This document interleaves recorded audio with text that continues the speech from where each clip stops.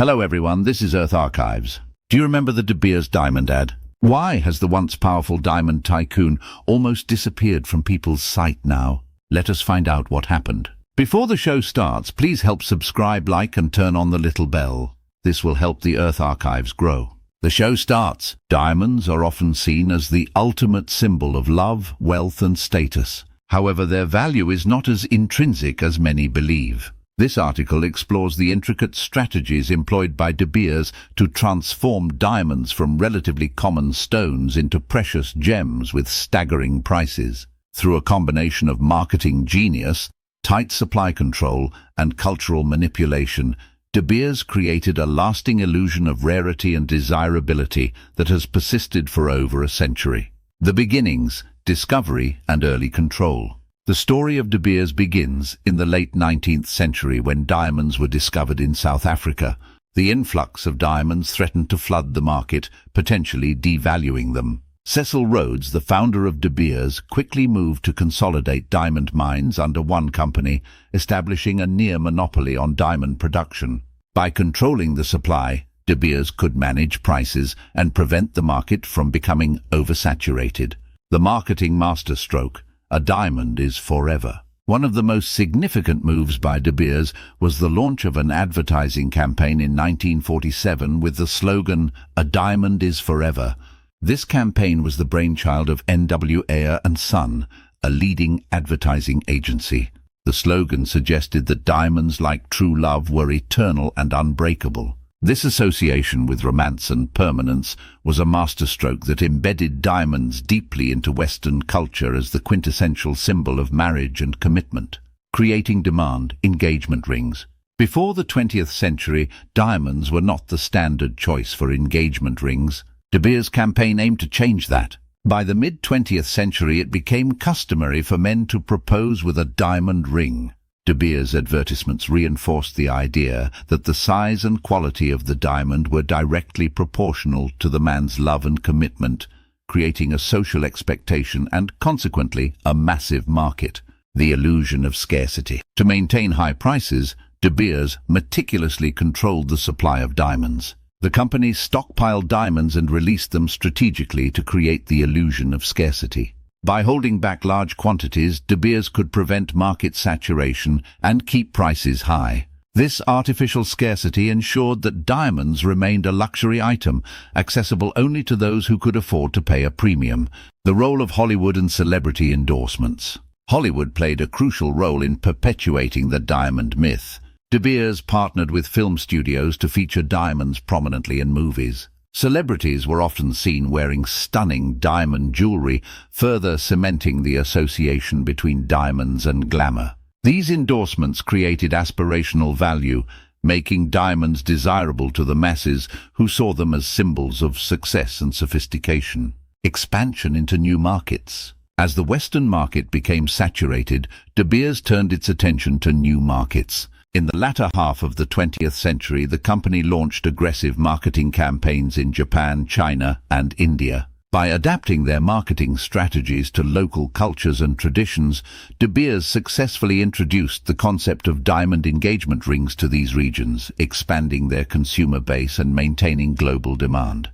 The impact of synthetic diamonds. The advent of synthetic diamonds posed a significant challenge to De Beers' dominance. These lab-grown diamonds were chemically identical to natural diamonds, but much cheaper to produce. To protect their market share, De Beers initially dismissed synthetic diamonds as inferior. However, as technology improved, the company adopted a dual strategy, marketing natural diamonds as rare and authentic while entering the synthetic diamond market under a different brand, Lightbox, to cater to price-sensitive consumers.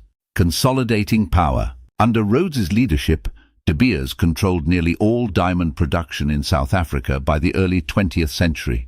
The company's dominance was further cemented by its aggressive acquisition of mining rights and its ability to dictate terms to smaller players in the industry.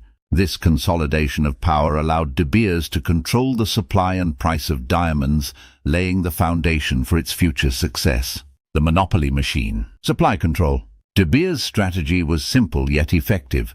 Control the supply of diamonds to create artificial scarcity. By stockpiling diamonds and releasing them strategically, the company maintained high prices and ensured that diamonds remained a luxury item. This control extended beyond mining to the cutting and distribution of diamonds, creating a vertically integrated monopoly. Marketing mastery. In 1938, De Beers embarked on a groundbreaking marketing campaign that would change the diamond industry forever.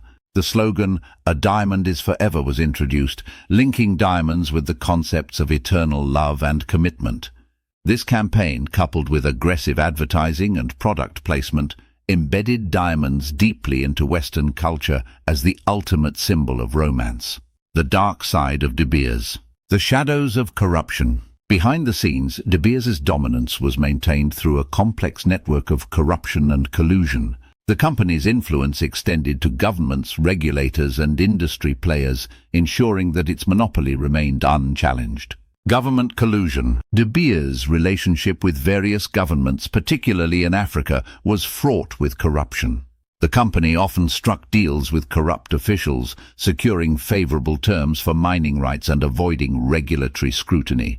These relationships ensured that De Beers could operate with impunity, extracting vast amounts of wealth while contributing little to local economies. Industry manipulation. De Beers also manipulated industry players to maintain its dominance. By entering into exclusive agreements with diamond cutters and retailers, the company controlled the entire supply chain. These agreements often included clauses that prevented partners from dealing with competitors, further entrenching De Beers' monopoly. The ethical quagmire. Conflict diamonds. One of the most significant ethical issues facing De Beers was its involvement in the trade of conflict diamonds. These diamonds, mined in war zones and sold to finance armed conflict, brought international attention to the darker side of the diamond industry. Despite public denials, evidence emerged that De Beers had indirectly supported this trade by purchasing diamonds from sources linked to conflict. Human rights abuses. The diamond mining industry has long been associated with human rights abuses, including poor working conditions, exploitation, and environmental degradation. De Beers' operations were no exception. Reports of child labor, unsafe working conditions, and displacement of local communities tarnished the company's reputation and sparked calls for reform. The House of Cards begins to wobble. Legal challenges. De Beers' monopoly did not go unchallenged. The company faced numerous legal battles, particularly in the United States, where antitrust laws posed a significant threat. In 1945, the U.S. Department of Justice filed an antitrust lawsuit against De Beers, accusing the company of price-fixing and monopolistic practices. Although De Beers managed to avoid significant penalties, the case marked the beginning of increased scrutiny. Market changes. The diamond market began to change in the latter half of the 20th century. The discovery of new diamond deposits in Russia, Canada, and Australia introduced new players to the market, challenging De Beers' dominance. These new sources of diamonds threatened to flood the market, undermining De Beers' control over supply and prices. The collapse of the monopoly. Breaking the chains. In the early 2000s, De Beers made a significant strategic shift. Facing mounting legal pressures and market challenges, the company decided to dismantle its monopoly. De Beers ended its long-standing practice of stockpiling diamonds and opened its auctions to all buyers. This move marked the end of an era and the beginning of a more competitive diamond market. Embracing transparency. To rebuild its reputation, De Beers embraced transparency and ethical practices. The company became a founding member of the Kimberley Process, an international certification scheme aimed at preventing the trade of conflict diamonds. De Beers also invested in sustainable mining practices and community development projects, aiming to address the ethical issues that had plagued the industry. Conclusion. The rise and fall of De Beers is a cautionary tale of how corruption and manipulation can create a facade of success that ultimately collapses under its weight. While the company's strategies transformed diamonds into a symbol of love and luxury, they also exposed the darker side of the industry. Today, the diamond market is more competitive and transparent, but the lessons of De Beers' fall from grace continue to resonate. As consumers and industry players push for greater ethical standards, The legacy of De Beers serves as a reminder of the importance of integrity and accountability in business.